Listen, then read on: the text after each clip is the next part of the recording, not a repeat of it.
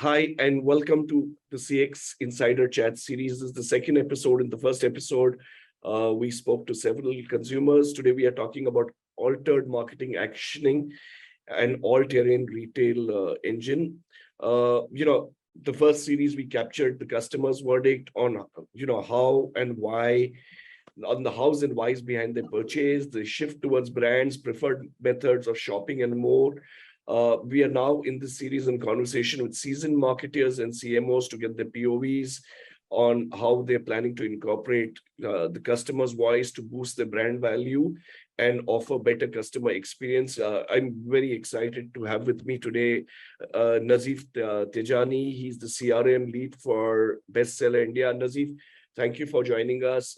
This is you're the first one we are doing in this episode. Thank you for being here. Thanks, Hoshi, for having me over. Looking forward to a very exciting conversation with you. Likewise, Nazif. I'm sure it'll be exciting. I'm going to straight away get into our first question. I did share with you our consumer interactions, but for the sake of this video, I want to state it again. Our interactions with consumers showed that they want to be treated as individuals during the entire shopping journey and post that also. What can brands do to ensure this for their consumers? Right. So I think the most important thing for any business is eventually looking at what does a customer want, right? And old school marketing or other, marketing what, let's say 10 or 15 years ago was this is my customer profile, this is my persona of people I'm targeting. And this is what they want. This is the need that I'm there in the market to fulfill, right? And all of our strategies as marketers used to be tailored around that. As we've grown up and as marketing has grown, this is now the age of data. Everything that you do essentially generates data, and at some level, eventually customers want that data to come back and benefit them. I think that's a very, very fair expectation. You used to have products which are essentially, unique for each individual. I think that is always the aspiration which customers want, because we all have certain specific, as individuals, different needs, which we look to fulfill through products, like whether it's apparel or any kind of product. Having said that, the idea is, how do you kind of do this at scale? How do I ensure that you as an individual have your needs met through, personalization? And I think that becomes even more important. If you're collecting data as a business, or you are getting signals from a customer, you want to utilize that to sell them something that they actually want, right? And I think that that's very important to do. At that point, that particular marketing interaction then becomes very easy, even for you as a marketer, because then all those barriers around conversion just drop away immediately. If I have relevance, then it becomes extremely easy for a customer to trust what I'm bringing to the table in terms of the product, and then they will kind of, the transaction becomes super easy for us. Second question, customer democracy, the buzzword right now. What practices are you currently following to make customer centricity the North Star of your brand, Nazif? Okay, so I essentially believe that all of us, right, eventually want to do what is best for the customer. We do not want to force, or we do not want to sell something which the customer does not want.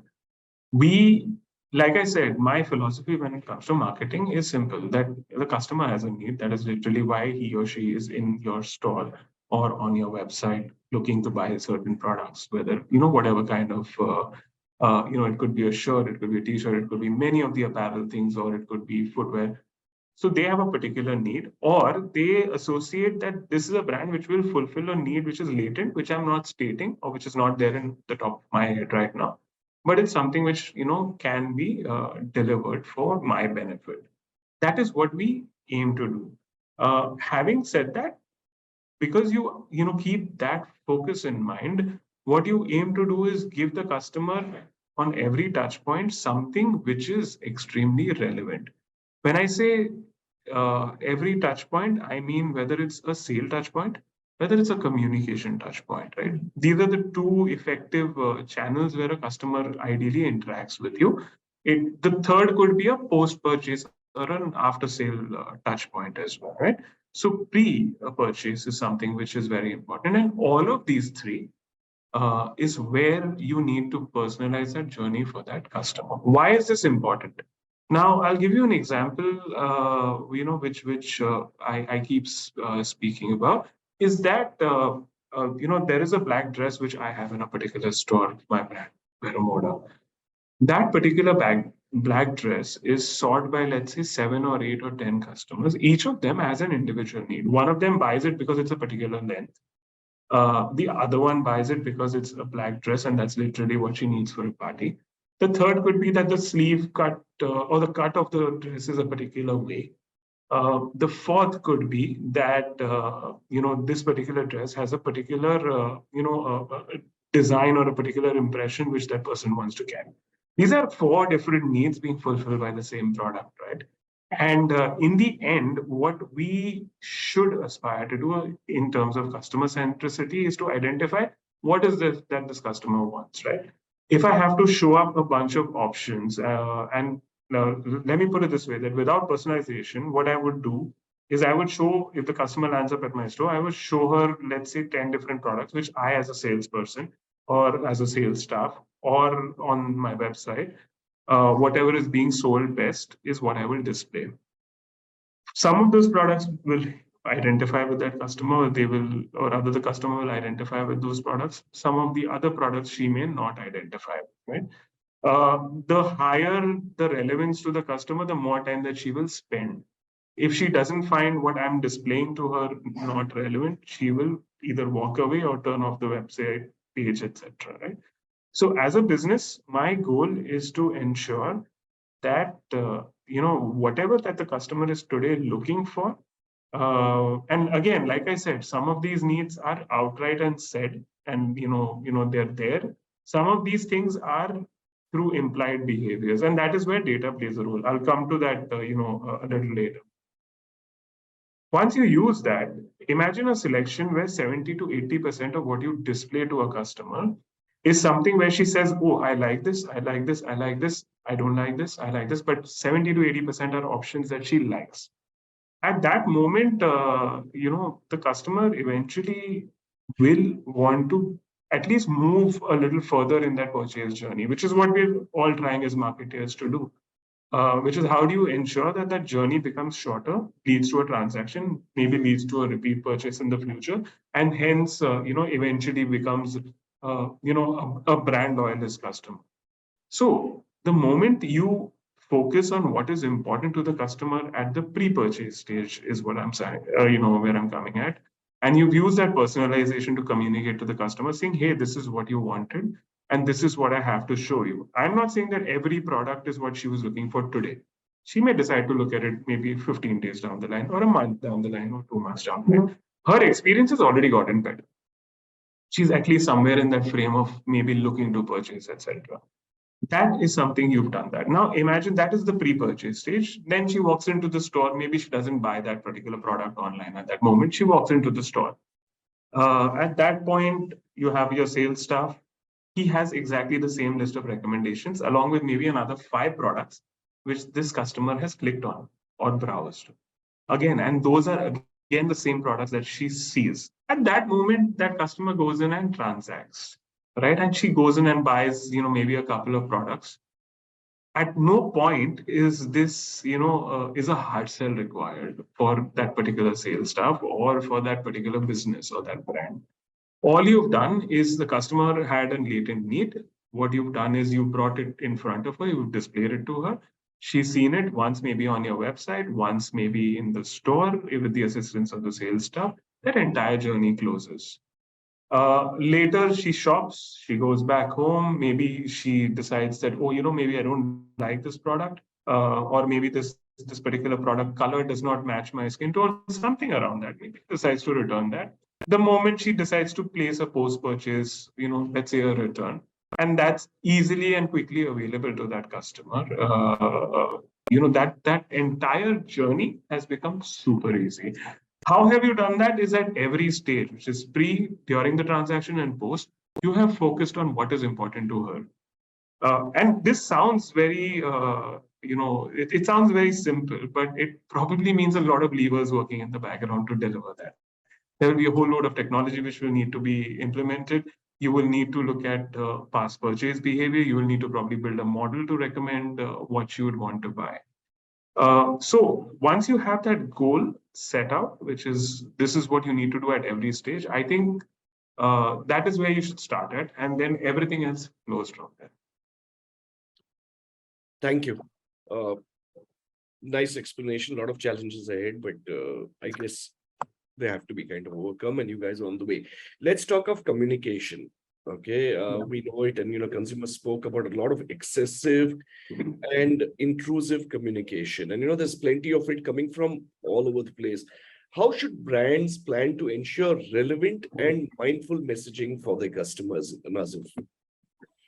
So, Hoshi, that's very interesting when you speak about communication and over communication. Or, I think everyone, at some point wants to, like I said, right, a customer wants to look at a particular set of products. They're always at some point. Maybe they're really early in the purchase cycle. Maybe they are really, almost close to purchasing. But every customer is on their journey in the purchase cycle at some point. You have to be able to identify at what stage is she, right? Uh, Once you're able to identify that, and again, every customer is different, right? Some people may purchase twice a year. That's their shopping frequency. That's how they shop for fashion. There may be others who may again, and maybe for that particular kind of customer, your communication needs to be tailored, around that frequency. There will be others who again shop twice a year, but would love seeing, what is new in the store every week. With that happening, you now need to know that, what is the frequency that each particular customer has. So now, not only are you segmenting for what they want, you are also segmenting for when do they want to see it. Once you arrive at that particular communication preference, and some of this is preference, some of this is also reaction to what you're communicating, right? So you have to measure what is the response to a particular communication, not just in terms of revenue, but does a customer view it? She click on it? Does she, for instance, how is she engaging with the communication? So you have to be able to set a frequency of communication. The moment you do that and you say this is the frequency for that customer, that's not just the only thing which is important. What you also will need to do is, I feel that someone feels it's over communication at a particular point when it's not relevant. No customer, if you have relevant communication, will have an issue with you communicating to that particular person. So the moment the communication is relevant and personalized, the customer, the customer resistance rather to that communication decreases quite a bit. They, again, like I said, people would want to buy, right? People are there at some point in that fashion cycle. They are associated with a particular brand, especially after making 2 or 3 visits, etc. It's because they like the brand, they like the products, what the brand brings out there, month on month, year on year.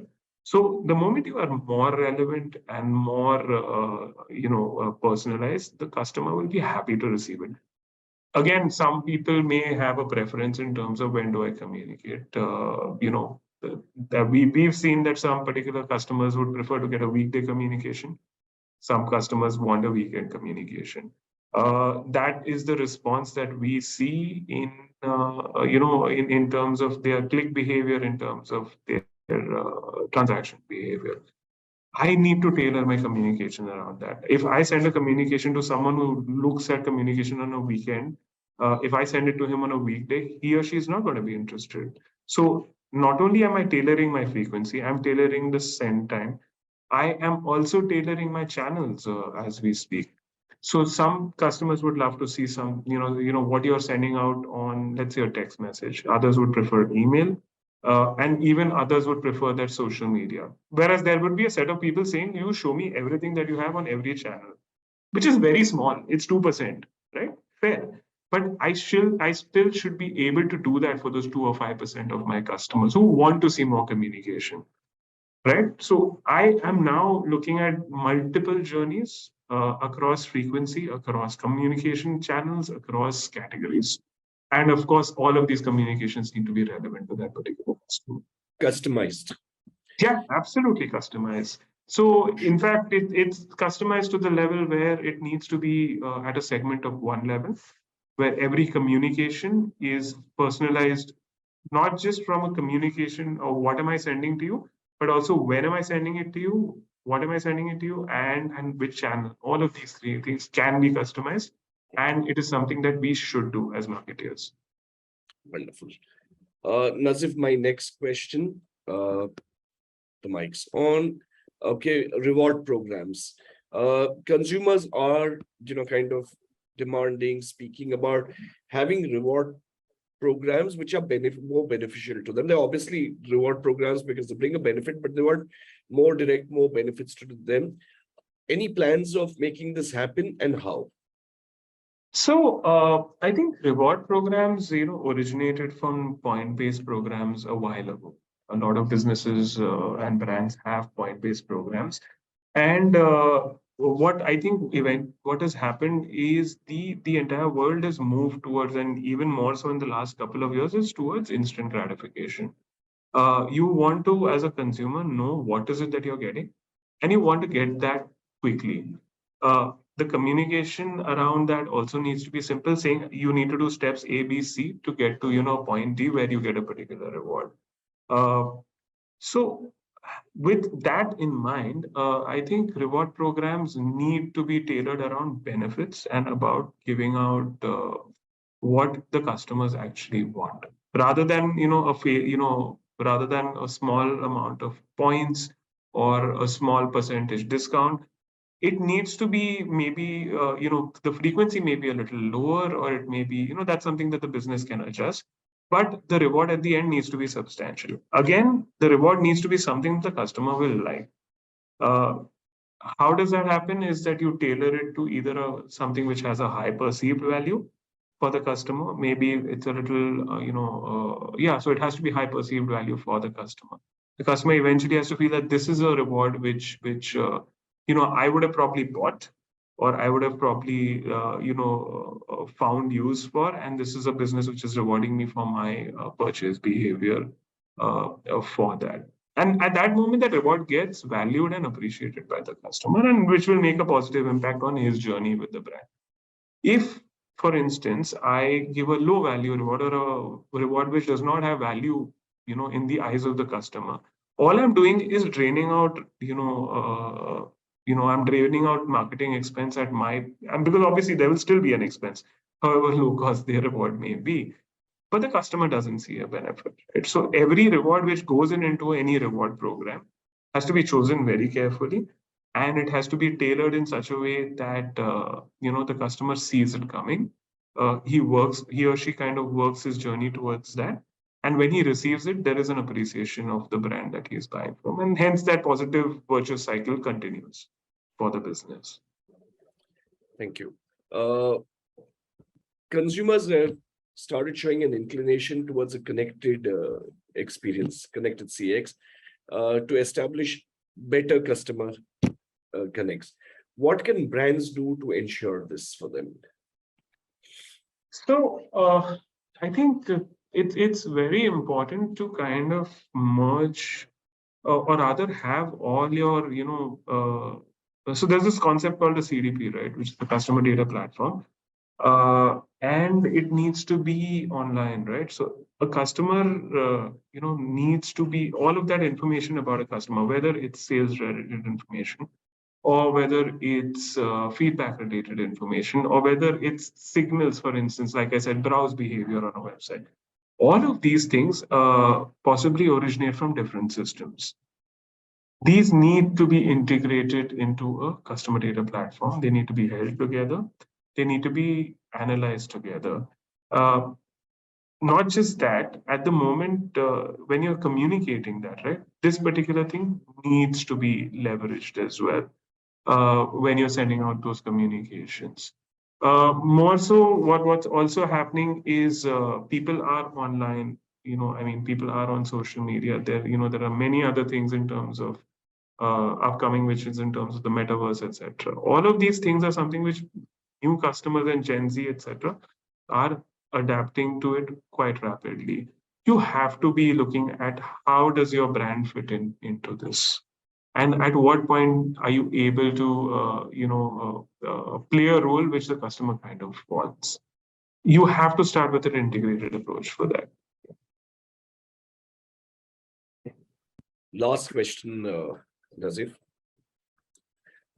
Summary from you. Okay. How are brands going to create experiences in your assessment? How should brands create experiences that customers love so that they can keep coming back for more?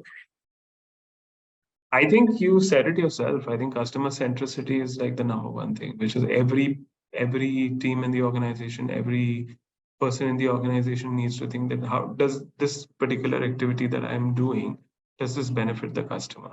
I think that is step one, which is you look at keep the customer at the center of your business, and especially for businesses like retail and fashion, that becomes extremely important because you are eventually a B2C business where the customer is interacting directly with your brand.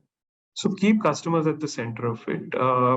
I'll just spend a little time on this, which is that there are some simple things, right, which you could do. For instance, having like an integrated order system across your online and offline web channels, for instance. When you do that, customers are able to see their transaction history, clearly in one place. Does it add a direct revenue benefit? Probably not. There's no way to measure that. But having that there, the customer is able, his life or his journey becomes a lot more easier. So these are investments, right? These are some things which will show up in the longer term value or the customer value, which this customer will show you over the next 2, 3, 4 years in terms of lifetime value. But that is not going to have an instant ROI. So keep customer centricity, I think, at the center of it without looking at instant ROI. I think that's very, very important. The second thing is be connected in terms of integrate your data into one place. I think I've already stated this, but having that data all together and available to kind of not just market to customers, but also while seeking feedback or while answering queries or while recommending something to the customer, that becomes extremely important. Think the other thing is let customers choose where and when they want their communication. Offer that out. We're having, I think, shortly there will be a new data privacy law which will come in the next year and a half, possibly. That will emphasize on that, but again, that is beneficial to the customer. So have that there. Look at in terms of rewards. Look at programs which work for the customer, and fulfill particular business goals along with that. But they should fulfill what the customer's needs are as well. I think without doing that, something which gives the customer a high value in terms of what the program delivers is extremely important. And finally, point number 5, which is really the culmination of all this, is leverage technology, because all of these 4 things are not going to be possible.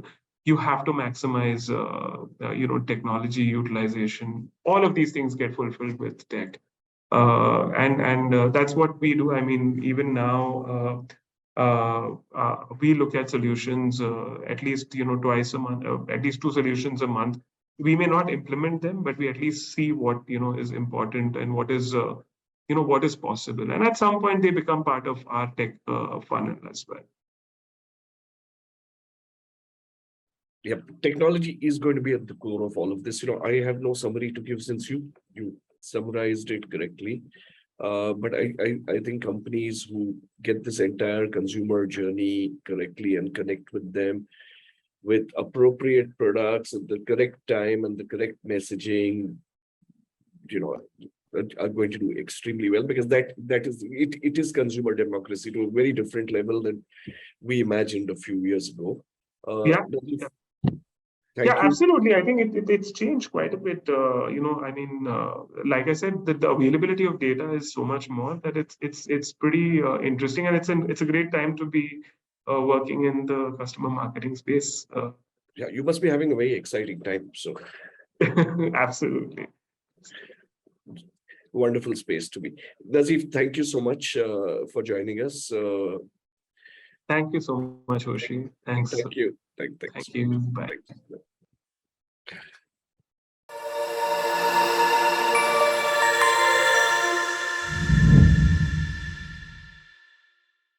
We spoke to one marketeer earlier, and today we have another industry professional. Varun, welcome to this particular chat series. Uh, as I mentioned, you're the second marketing professional that we're speaking to, and I will immediately get into questions. The first question is: our interactions with consumers showed that they wanted to be treated as individuals during the entire shopping journey and after that too. What, in your assessment, can brands do to ensure this for their consumers?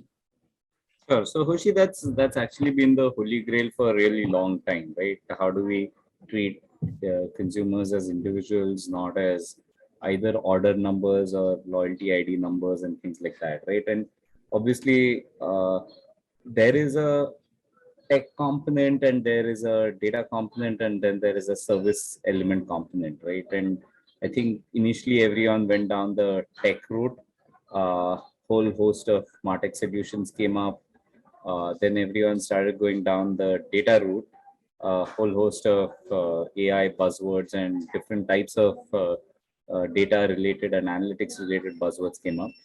Obviously, the two marry to each other, the MarTech and the AI, but they are at the end of the day still the enablers, they're still the tools.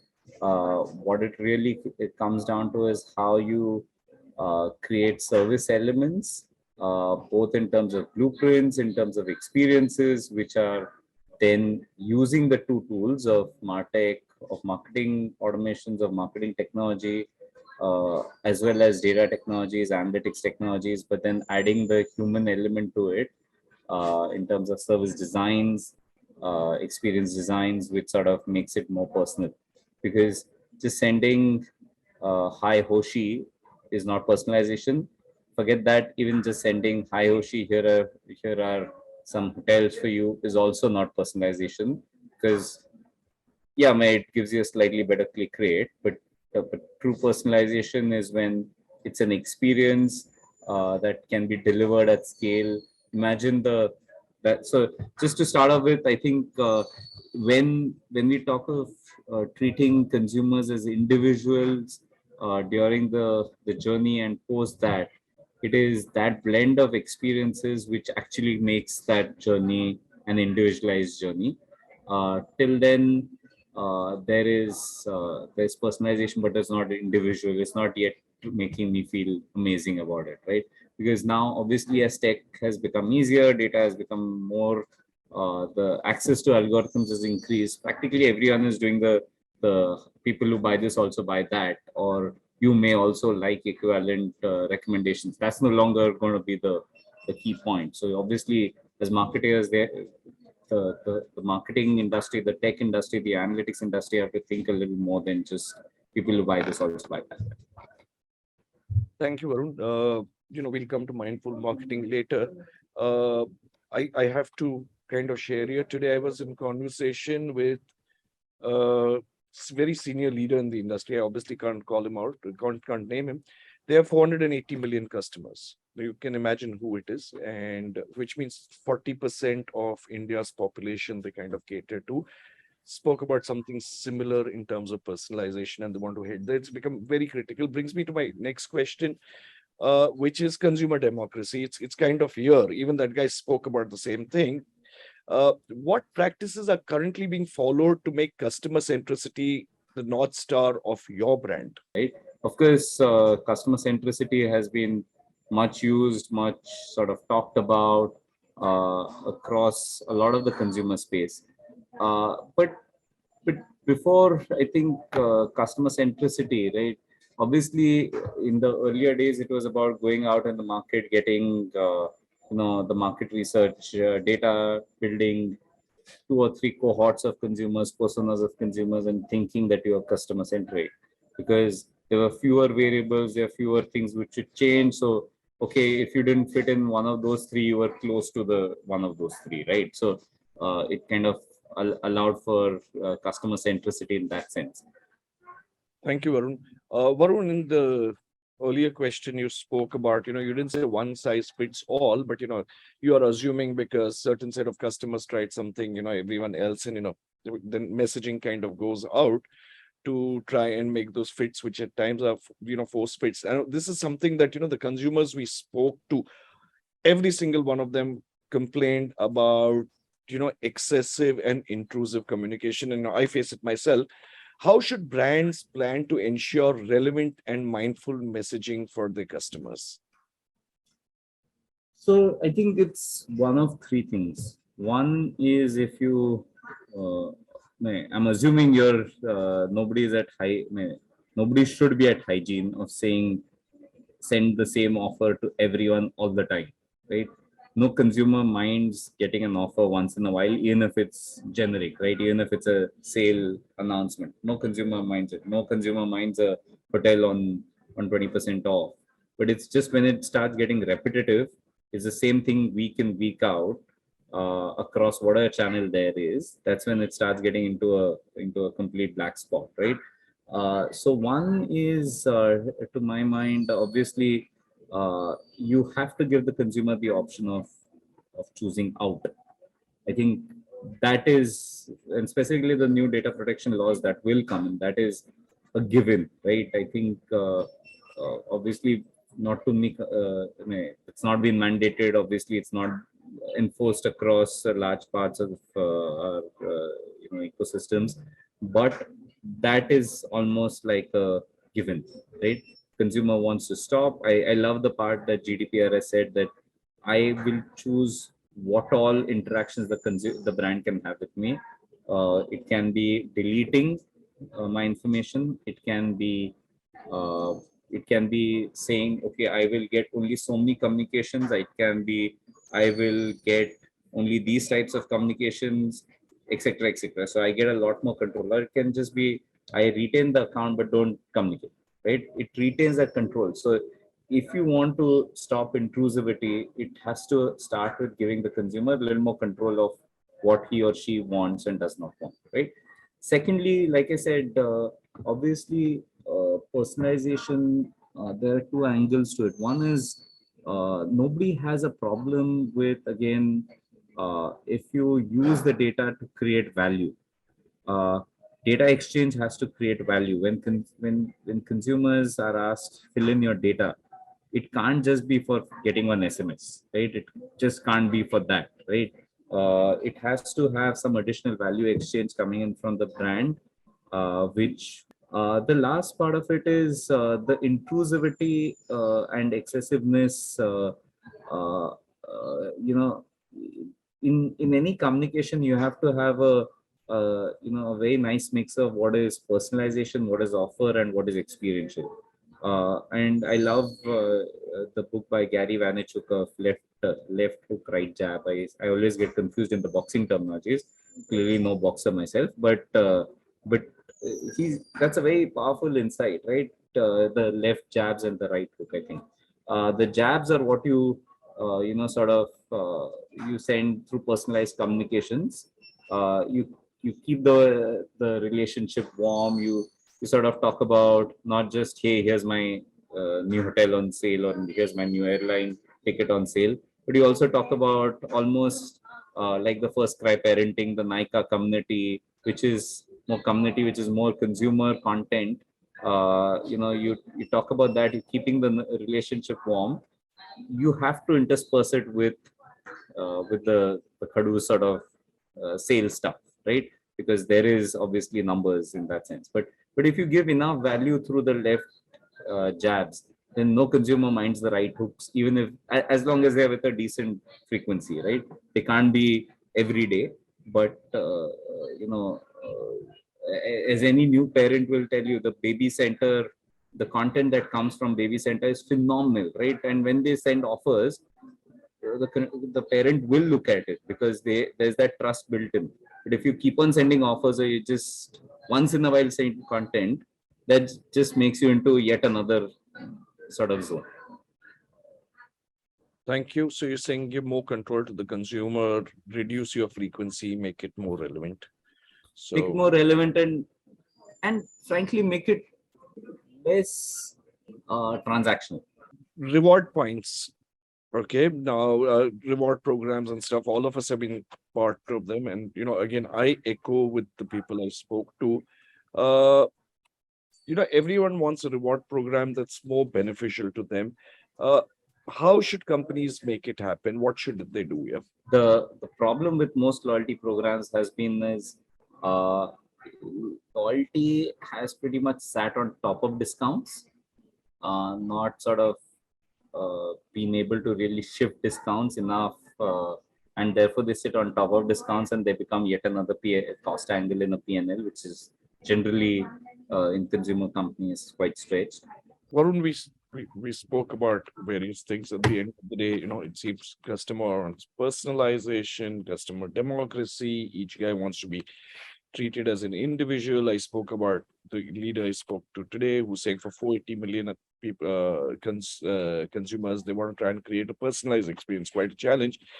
What is your advice? How do you think brands should create experiences? My last questions that customers love so that they keep coming back for more. And the fact is, I think today, all of us want to be treated differently and in a more connected manner. So I think when it comes to personalization, there has to be a nice pyramid which is created. There is the mass sort of week in, week out stuff, which is personalized communications, personalized journeys, which is typically done through marketing, done on e-com, which is what your bread and butter of personalization is. Of course, you have to have, there's the hygiene, there's the delighters, and then there's the wow creator sort of thing, right? Now, for every company, obviously, that pyramid is going to be different, but the base has to be, ability to at least communicate in a personalized manner across touch points, right? It that one is the one which needs the most technology, because different touch points give different data, have different ways of talking to each other. So you have to be able to first create your the centralized database, single view of consumer, which every brand wants to do. You have to have enough marketing analytics muscles, and then personalization and marketing muscles to be able to deliver that out. That pretty much becomes hygiene, right? Beyond that, it is the good, sort of the delighters, which are still not going to be for all your consumers. You can't afford for it to be to all your consumers. You can't call all your consumers to a beautiful, sort of a fashion week or a exclusive wine and dine session. It just won't work P&L wise, right?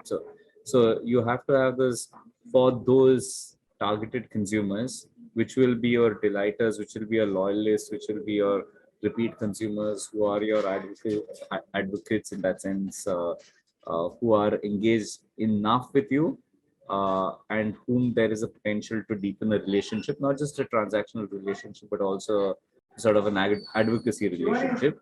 So it is those where you build more of a delighter angle. The wows are really what you try for the absolute cream de la cream in that sense, because they are the ones whom you want to invest the most in to get the maximum return, hook them in, because at the end of the day, the Pareto rule always applies in some form or the other, right? It might not be 80-20, it'll be 60-20, but it's still there. So for and of that 20, the top 1% will contribute to about 15-20%, right? So they are disproportionately important. There is where the most experiences will need to be created, so that they become talking points, they become attraction points. Some of that for the lower tiers, you can sort of for the mid one, you can give them sneak accesses once in a while just to make it interesting. So that's one way. That's one way of going about it. The second way of going about it is obviously, if you look at the lot of the new age companies, the creds, the gaming companies, right? Obviously, they have built a lot of engagement by making things interesting, by making things in micro rewards, which typically large companies have not done. So that's the other way, because that the data becomes the bedrock for your personalization at the end of it. Varun, thank you very much. Great inputs, different from other leaders, but extremely valid. Appreciate you joining us for this chat series. Thank you for your time. Thank you.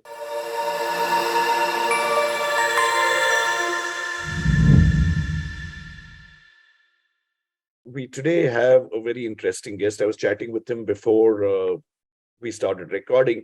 Amandeep Singh Khurana, head of loyalty programs, PVR Cinemas. A very different kind of guest, very different kind of opportunities and challenges. Amandeep, thank you for joining us. Look forward to a great interaction. Thanks for having us. Thanks for having us. Thank you. Okay, before I jump into the first question, let me set a little context again for you, Amandeep, and for the audience. We've been speaking to customers on their shopping habits, on their loyalty patterns, and now that we have the customer's verdict on what, how, and why behind their purchase decisions, the shift towards brands, preferred methods of shopping, and more. We want to talk to you and get your point of view and on how you are planning to incorporate the customer's voice to boost your brand value and offer customer experiences. I'll start with the first question, Aman. Our interactions with consumers showed that they wanted to be treated as individuals during the entire, shopping journey, if I may call it in your case, their purchase journey, and after that too. What can brands such as yours do to, and quite challenging for you because you might be having millions of customers. So what can you at PVR do to ensure this for your viewers, if I may call them? Oh, thank you so much, Hoshi. In fact, a small context: we are now PVR Inox, and we are the champions of out-of-home entertainment. We have a very respectable competition, but it's really our job as the leaders to lead the customers in their journey, right from discovery towards conversion, towards actual consumption of the content, and then the post-purchase feedback and the experiences that they give us. So in fact, what you're saying, while the context is new, Hushi, it's an actual age-old problem. I would actually let us take and at the risk of aging ourselves, let's take the long view, right? Right from the last 50, 60 years, there's always been an arms race between brands and consumers. Brands want to get into consumers' mind. It's always for the consumer's attention. Consumers want to gather information which is relevant to them and filter out the rest. They have this mental filter where, if you remember, about 40, 50 years ago, and in fact, when I started working 25, 27 years ago, there used to be innovations in print. We used to say, the reverse gatefold on the top of the magazine would be the innovation. Even today, even in 2022, I've received a proposal. We'll do a print innovation and we'll do a reverse gatefold on the front jacket, kind of a thing. So the fact is, always brands have tried to get into the value of indifference of the customer, and therefore give their proposition and give them something relevant. Consumers want to consume that content because, hey, otherwise the newspaper or the radio program earlier, and then the TV program, and now the entire omni-channel journey would be very boring for them. They want to be entertained, they want to be engaged, but they want stuff which is relevant to them. So it's always a give and take. We want to get into cognitive dissonance. We want to move people away from inertia and take action, positive action for our brands. Consumers want the barest minimum. And typically brands come in from a maximalist position. That's why they end up spamming. And that's why they tend, people nowadays have more power. They can do unsubscribe on the emails. They can undo your application. They can not accept your cookies. But it's our job really to give people, to understand people from at least a starting point. to give them something relevant, and depending upon how they've reacted to it, then make our own decision trees and then come up with something else. So I think the onus is on us. So I kind of agree with you. Yeah, the transformation has been happening for decades. And I wanted to laugh when you said, because we also have a magazine. The innovation is the reverse gatefold and Gardner. Yeah. By the way, it goes on. It kind of goes on. Yeah, it goes on. It's still considered an innovation. There's still 100% premium, and it's still, part of the annual review. So yes, But I must also tell you, Aman, people are liking it. Some people, yes, and, yeah, and it still works. they're not a new generation of advertisers. That day I saw something and I said, I've never seen this issue. So no, this was a dummy for another customer. And I said, and so they said, guys liked it, he's taking it. I said, okay, good, great, thank you. Okay, let's move to customer democracy. The clear Right. fact that it's of the customer, by the customer, for the customer. What Right. practices are you currently following to make customer centricity the goal, the North Star of PVR Inox? Okay. Let's actually say mea culpa. We don't have as much budgets. We don't have as much. Okay, at PVR Inox particularly, we are in a position where the content actually belongs to our rights owners partners. If it is the producers, the people who own the rights are the ones who actually take the lead in marketing the product. The product is theirs. We are giving the platform for people to come and discover it and to watch it. So it's a joint objective. So yes, the trailer, the assets, everything is produced by the producer partners. But it is our job to ensure that while the producer partners do their marketing, how do we supplement it? How do we refine it? How do we make it sharply focused to the right sets of people? So it always begins with a granular segmentation. It's not just people who have been coming or who've been looking at a particular language. It's the people who come on a certain day part, a certain week part, the people who come onto one kind of a format, the people who like to watch a movie in IMAX versus in regular formats, the people who come on weekday evenings are fundamentally different from those who come during the workday. So how do we get them? How do we know a little bit more about them and then make that our marketing proposition a part of their lives, rather than, hey, this is the product, come and watch it here. That's the lazy way of doing. So our job has been that over the past 3 years, we have implemented a very powerful backbone CDP, a data platform, where we have pulled in data from all kinds of sources. Response to advertising, the transaction tables, the payment mediums that people have used, whether they've applied an offer, whether they've seen a page and then abandoned it, whether they've opened our communication, and as a consequence, make segments on the basis of people's response to our stimuli, rather than just on the basis of behavior.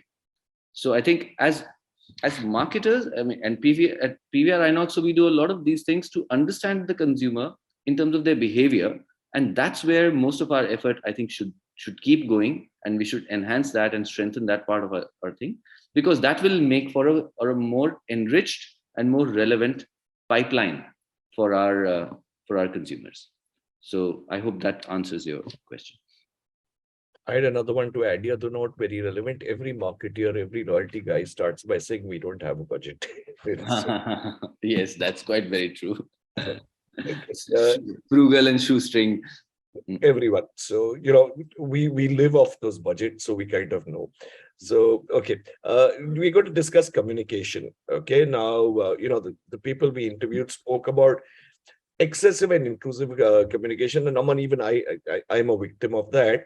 Right. How should brands, or how are you all planning to ensure relevant and mindful messaging for your viewers, your customers?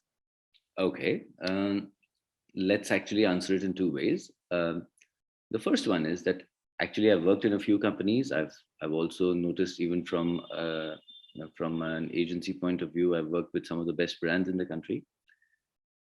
we do everything in the name of the customer. When you said customer democracy, it's actually resonates because it's our department within loyalty, within promotions, is always for the people, of the people, it's not by the people, by the marketers, for the people. But in spite of that fundamental mindset, most companies, most marketers seem to have a very, very mechanistic and a very transactional view of the customer. As a consequence, the fundamental issue is that campaigns are often about transactional metrics. We have x million members, out of which y million are the ones who should be recipients of this, out of which these many have opened, out of which this many. So that funneling has become very accounting oriented, has become very, very template oriented, rather than looking at the person, rather than looking at the unique psychological trail that this person may be leaving behind their digital or physical footprint. If a person is responding to you after 5 attempts, or he's responding to a particular content, if we have the capacity to do an A versus B, we should be doing that. So I think we should move away from things like the intermediate or vanity metrics. How many members we have, how many people have we targeted, how many people have opened my mailer, etc., etc. We should be actually going more towards the engagement metrics. So for me, the success of a mailer will always be of a particular marketing content that we give out, is always in terms of whether that has induced the next action. The next action may be give us feedback. The next action may be open my website. The next action may be go to the movie cart page or check out an offer. The next action may be to eventually to transact. What is the level of engagement? A person who was historically never even opening, am I able to get him to do a little bit more in terms of engagement? So once we start putting the objective function around our tasks as not going after the vanity metrics, then suddenly there's a lot of clarity. Then suddenly we are in a position to give people what we think that they would need. Then we realize with a little bit of humility, hey, we were wrong. 4% people actually transacted. That means 90% people did not, 96% did not. And there were another, 5-6% intermediate who opened but did not do some stuff. So then go back, draw again, make something else again, figure out what works, give that for the next big blockbuster or for the non-blockbuster. So it's really about being selective. It's about taking to heart the idea that less can be more. And what is relevant for you is not relevant for Raghav, is not relevant for the next guy. So really to look at people and the historical block of information we have about you, that should be just used to inform the next action. But maybe that next action may still not be good enough. We might need to do something else. I think once we use that as a template, we'll be in good stead. Understood. Reward programs, Aman, very big for y'all from what I've noticed. Consumers spoke about having, more direct, relevant reward programs, which have a direct benefit to them. Okay. Right. We've seen there are several reward programs. We enroll in a lot of them, but, nothing comes out of those. Yeah. What are your plans of making this happen? So the fundamental concept around rewards, benefits programs, loyalty programs, subscriptions programs, not subscriptions really, is around the fact that for a lot of customers, marketers and brands give a base level of benefit with the expectation that the majority of them will not be able to avail or will not be able to go up to the threshold to be able to avail. So people tend to accumulate miles or hotel points, or I don't even want to use specific terms around categories, but they want to avail currency. And out of 1 million people availing the currency, a small fraction gets to a threshold where they can actually redeem it. And unlike some other countries, let's say in the US, I've seen some people who hate the merchant, who hate the airline, or who hate the shopkeeper brand, but they love the program. They've got 1 million miles because their credit card is also giving them miles, their rental cars is also giving them miles, etc. So people become more attached to the reward program than to the brand. Whereas actually it should be the other way around. The reward program should foster loyalty towards the brand and its proposition rather than towards the mechanics of the program. So the fundamental idea is that if there's 1 million customers, then out of the 1 million customers, a small fraction gets to redeem it. So let's give everybody something, and some people get everything. The minute you start doing that, you actually put yourself into a corner, because you accept the market reality as is, that there is going to be a majority of our people who will not repeat enough, who will not do enough to be able to come back to you, or I can't give you an aggressive offer because I can't give an aggressive offer to 90% of my base. I can only give it to the top tier, which is only less than 10% of my base. So the minute you start thinking like that, you put yourself into casting your market structure in stone, because you end up perpetuating it. So I think, and that also leads to that cognitive dissonance. People know that they are members of a particular chain or a particular merchant or a particular restaurant or a particular airline, but they tend to consolidate a little if they really feel they'll be able to derive benefit out of it. Otherwise, it's just another activity that they do. So it becomes peripheral to their scheme of things. So whereas we would like to look at, where we are going to shortly look at a mechanism where the point is not going to be what have you earned today. It's going to be, if you were to transact today, how can we sweeten it for you? How can we nudge you forward for you? How can we take you forward in your journey of discovery and participation with us? If you've come infrequently, can we make you frequent? If you've come but not experienced all our offerings, all of our formats, or all of our recliners, or during different day parts, then can we nudge you? Can we incentivize you? But that's from the transaction side. But even give you money can't buy experiences. So I think that's where we should be heading towards. It's really about enriching the experience rather than enriching the transaction. So question, consumers have also shown indication towards a connected CX, customer experience, right, to establish better connect.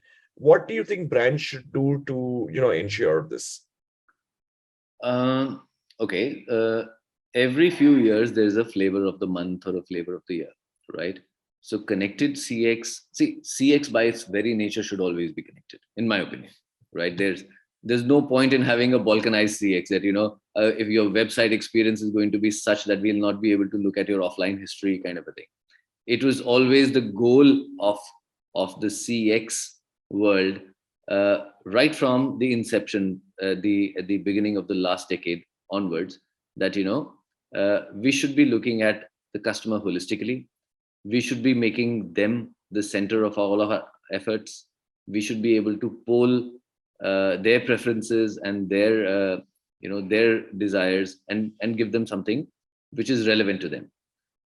It's just now that the tools, the computing, the backbones, the clouds have become more accessible and more democratized. So a lot of people are in a position to actually deploy it.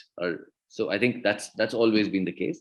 But philosophically, CX was always supposed to be about looking at the customer holistically.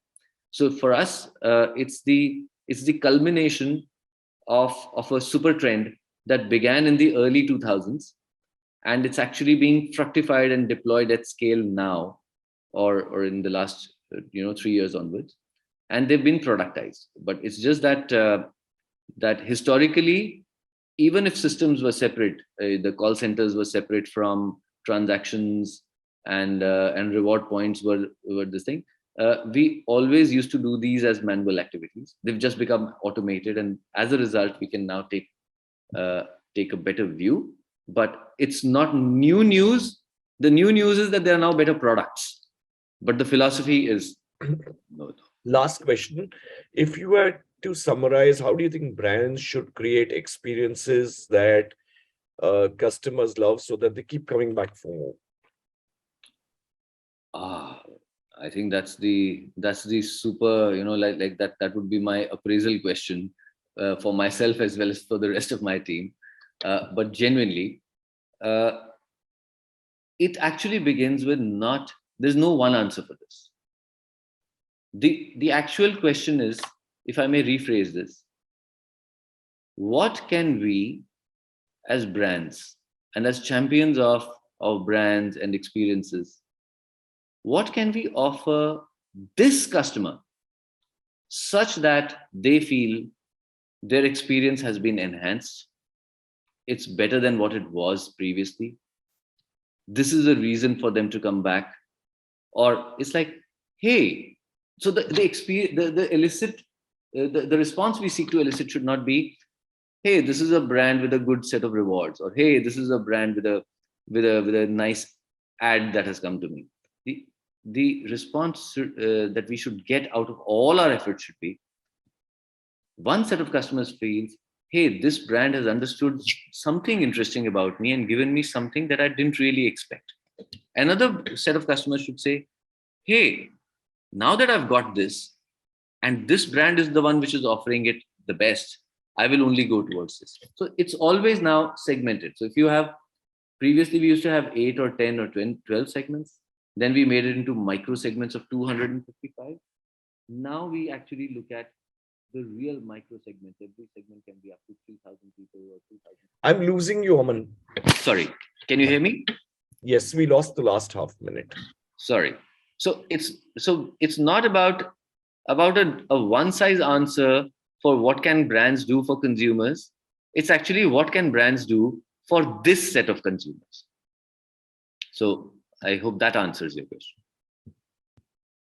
Yes, it does. Thank you, Aman. Interesting conversation. I told you I wanted to share some things, but Yes. the more I look at your case, quite a bit of a challenge. And I was recently speaking with the technology leader of the BFSI space, 480 million customers. So you can imagine who the bank would be. It's a bank. Yeah. And he was talking of how to personalize the user experience, the customer experience across platforms for 480 million customers. I don't know what your base is, but 480 million is now no longer half the population, but 1/3 our population. Yeah. But somewhere, from your conversation, I gathered that it's one customer at a time for PVR Inox, and keep on enhancing, and highly personalized. Lots of luck in the journey, and thank you for taking the time out to be with us. Thank you. We can also declare, I mean, that our customer base is at this time at least 50 million plus. Maybe we will deduplicate between both brands, that there will be a small commonality. Some people may be going to both our companies, but even after that, we will be about that. So it's not small, but yes, personalization at scale and giving relevant stuff at scale is going to be our challenge. Yeah, so 55 million is not small. Yeah, sure. But awesome. Yeah, thank you so much, Hoshi. It's been a pleasure meeting you. Hi, my name is Raghav. In the second episode of Chat Series, we had a chat with 3 marketers. We got to see that how they're planning to boost their CX, offer better customer experiences, and maximize tech utilization. So here are our 5 takeaways from this session. Let's get right into it. The first of all is capture value from a customer data and create valuable experiences. Create brand awareness. Your brand should always be on top of the customer's mind when he or she is ready to buy. Look at loyalty programs that fulfill customer needs and also the business goals. Make customer centricity the end goal of every department. And of course, the last one is maximize tech utilization to boost customer experience. Well, this was indeed an insightful episode with the marketers. See you in the next one.